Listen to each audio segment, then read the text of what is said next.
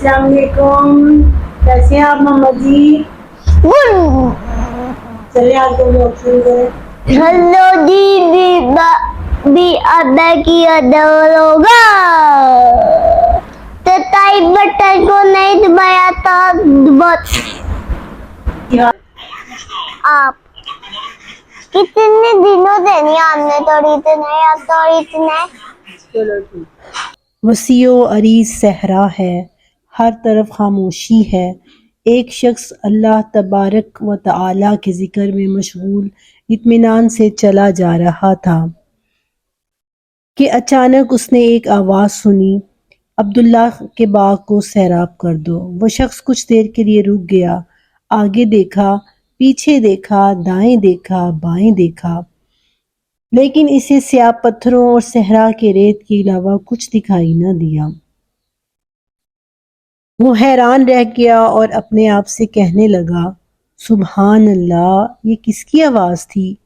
कौन है जो किसी को किसी के बाग को सैराब करने का हुक्म दे रहा है? अभी वो इसी सोच विचार में मशगूल था कि इसने दोबारा वही आवाज़ सुनी। इस मर्तबा इसे मालूम हो गया कि आवाज़ कहाँ से सुनाई दे रही है, ऐसी जगह से जिसके बारे में इसने सोचा भी न था।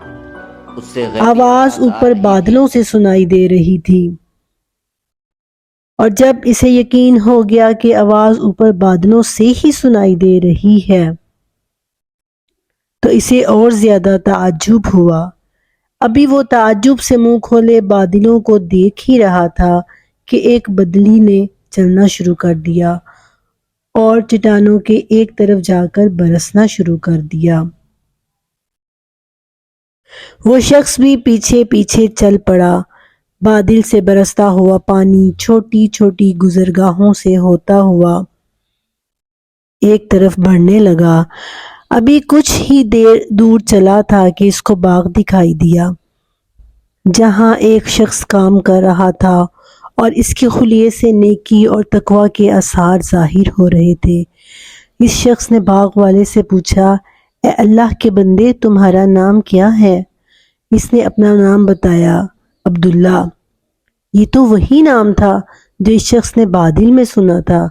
अभी वो ये सोच ही रहा था कि बाग वाले शख्स यानी अब्दुल्ला ने इससे पूछा, ए अल्लाह के बंदे, तुम मुझसे मेरा नाम क्यों पूछ रहे हो?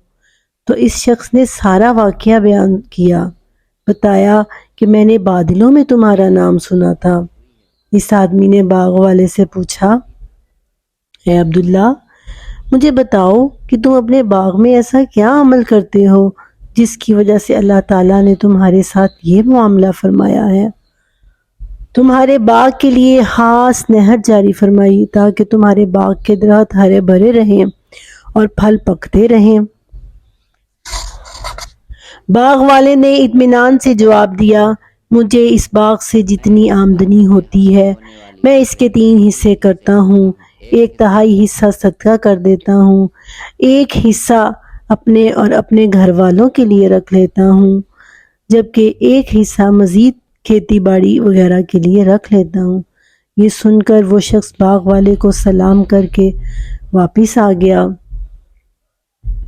और अपने रास्ते पर हो लिया। अजीज दोस्तों, इस शख्स को बाग वाले की बरकत का राज मालूम हो गया था और ये भी मालूम हो गया था कि अल्लाह ऐसे लोगों को पसंद करते हैं जो अपनी कमाई और मालो दौलत में से फुकरा, मसाकीन, मुसाफिरों और गरीब लोगों पर सदका खैरात करते रहते हैं और अपने हाथ की कमाई खाते हैं। अल्लाह तबारक व तआला के अहकामात पर राज़ी होकर कनात वाली ज़िंदगी गुजारना, दुनिया व आखिरत के लिए अमल करना और लोगों की खिदमत करना अल्लाह तबारक व तआला से करीब होने का ज़रिया है।